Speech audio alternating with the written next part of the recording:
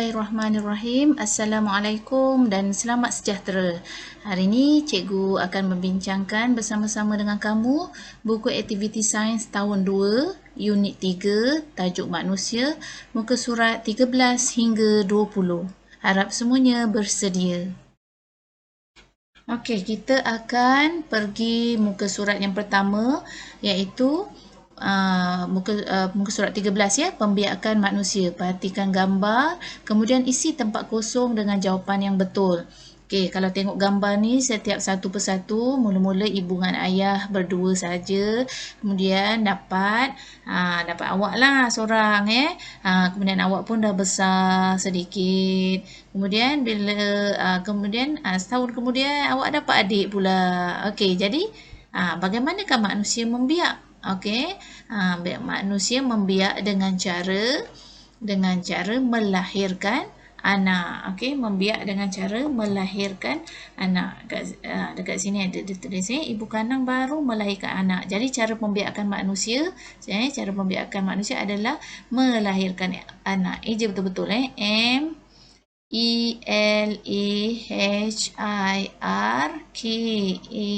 melahirkan melahirkan anak. Okey, seterusnya. Pembesaran kita. Tulis perubahan yang berlaku pada diri manusia sejak dilahirkan. Okey, kalau tengok kat sini pada buku teks ni, murid ni sebelum tu dia muat bajunya dia pakai. Kemudian selepas tahun dia cakap dengan ayah dia bajunya tak muat. Itu bermaksud saiz bertambah. Saiz bertambah. Kemudian apa lagi yang bertambah? Tinggi pun bertambah. Kemudian berat pun bertambah. Sejak dilahirkan kita mengalami perubahan saiz, tinggi dan berat. Okey. Jadi kat sini kita akan buatlah pembesaran kita 20 kg kepada 25 kg. Ini bermaksud bertambah berat. 110 cm kepada 120 cm bermaksud bertambah tinggi. Kita ambil tulisan di atas ni kita akan tulis di bawah.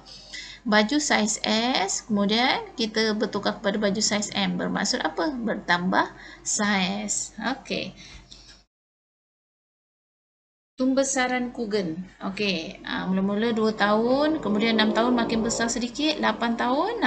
Seperti awak sekarang lah, 8 tahun. Semua murid tahun 2 sekarang kan. Jadi awak umur 8 tahun. Kugen bertambah saiz. Ni awak tolong warnakan bertambah saiz. Nombor 2, Kugen bertambah tinggi.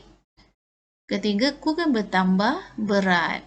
Jadi sejak dilahirkan kita akan mengalami perubahan saiz, lagi tinggi dan berat. Okey. Seterusnya, yang ini kena buat aktiviti di dalam kelas, mengukur berat dan tinggi serta memerhatikan saiz kasut murid. Jadi awak akan mengukur rakan-rakan awak dalam kelas lah. Kalau tengok kat jadual ni ada 3 saja, Asian, Q dan Daniel. Okey, dia akan ukur berat, tinggi dan saiz kasut. Okey, jadi kita perhatikan kat sini, isi tempat kosong dengan nama rakan kamu. Okey, kalau tengok berat, paling berat kat sini Daniel 70. Paling ringan Asian. Jadi kita akan tulis kat sini lah. Daniel paling berat. Betul tu. Daniel paling berat sebab 70 kg. Asian pula paling ringan. Q pula yang kedua sederhana Okey, seterusnya lebih tinggi berbanding dengan berat. Okey, kalau dia tengok soalan nombor 2 ni, kita akan tengok yang kawasan ni untuk ketinggian. Kalau tengok Daniel paling tinggi, yang kedua Q dan paling rendah Asian. Okey. Jadi kita akan tulis Q lebih tinggi berbanding Asian. Walaupun Daniel lebih tinggi tapi dia sebenarnya dia nak tengok ayat tu kena betul-betul Q tu sebenarnya berada di tengah-tengah. Ni betul ni. Q lebih tinggi berbanding Asian. Okey, Asian tu paling rendah. Tetapi sebenarnya Q tu lebih rendah berbanding Daniel. Tiga-tiga ni betul cara jawapan dia. Okey, seterusnya tentang saiz kasut. Saiz kasut Asian 3, Q 5, Daniel 8. Daniel paling panjang. Jadi saiz kasut Daniel paling besar. Okey, ayat yang sesuai ialah paling besar. Okey, Daniel paling besar, saiz kasut Asian paling kecil. Okey. Jadi kat sini yang bawah awak tulis pembesaran manusia adalah berbeza antara individu walaupun pada usia yang sama. Okey, walaupun usianya 8 tahun semua tapi pembesaran ya berbeza setiap orang. Okey, seterusnya yang keenam. Okey, muka surat 17 Mari banding beza. Perhatikan ciri pada wajah Ali. Okey, awak tengok wajah Ali, dia mirip kepada siapa bentuk mukanya.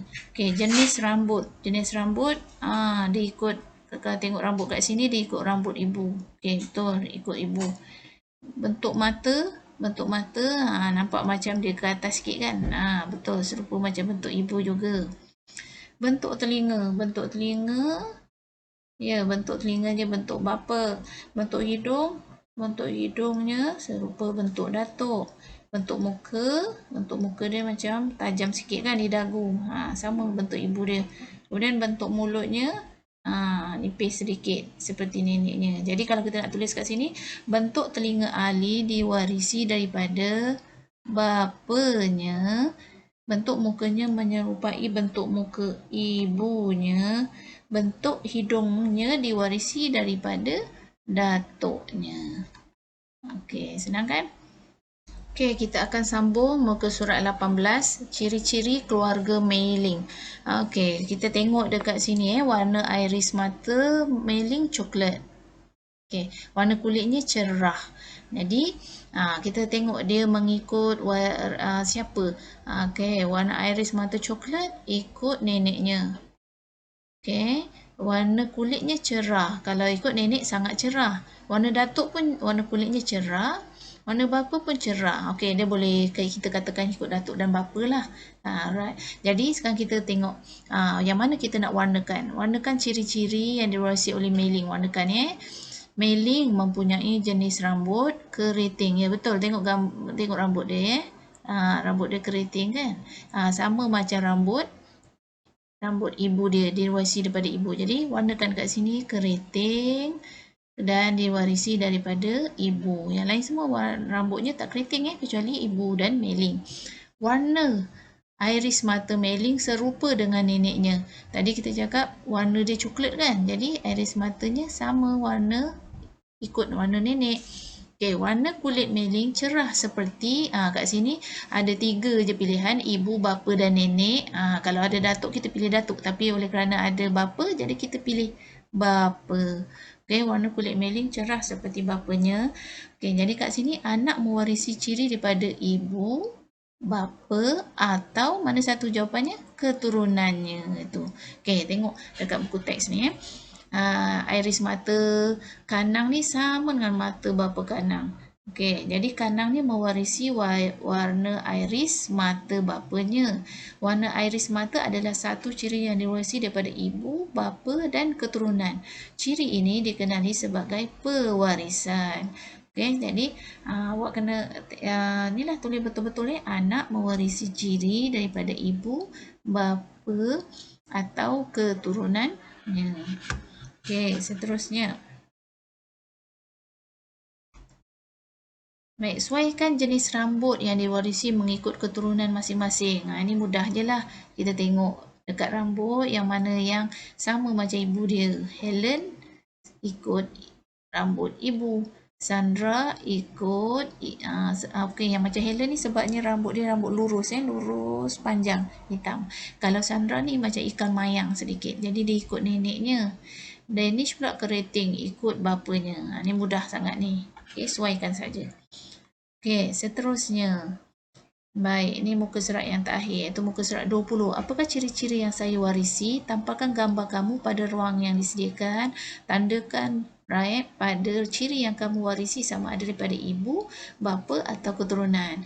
Okey, ni cikgu tampal gambar anak cikgu lah masa umur dia 7 tahun. 8 tahun lah macam awak. Masa umurnya 8 tahun. Okey, jadi awak tulis nama awak lah ni kan. Nama murid. Ni anak cikgu tulis namanya Muhammad Aiman.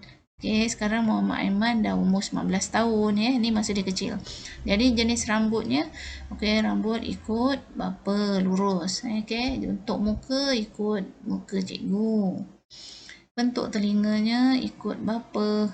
Bentuk mulut ikut bentuk bapa. Okey, warna rambut pun hitam macam bapanya. Warna iris mata pun sama. Bentuk hidung ikut cikgu. Okey, warna kulit. Kulitnya agak sawo matang. Samalah macam cikgu. Okey, tak cerah sangat. Okey, lebih kurang macam tu. Okey. Baik, itu saja yang kita belajar hari ni. Cikgu harap awak boleh tengok ya, baca semua maklumat ataupun apa ni, boleh buat latihan dalam buku teks ni Okey, itu saja daripada cikgu. Sekian, terima kasih.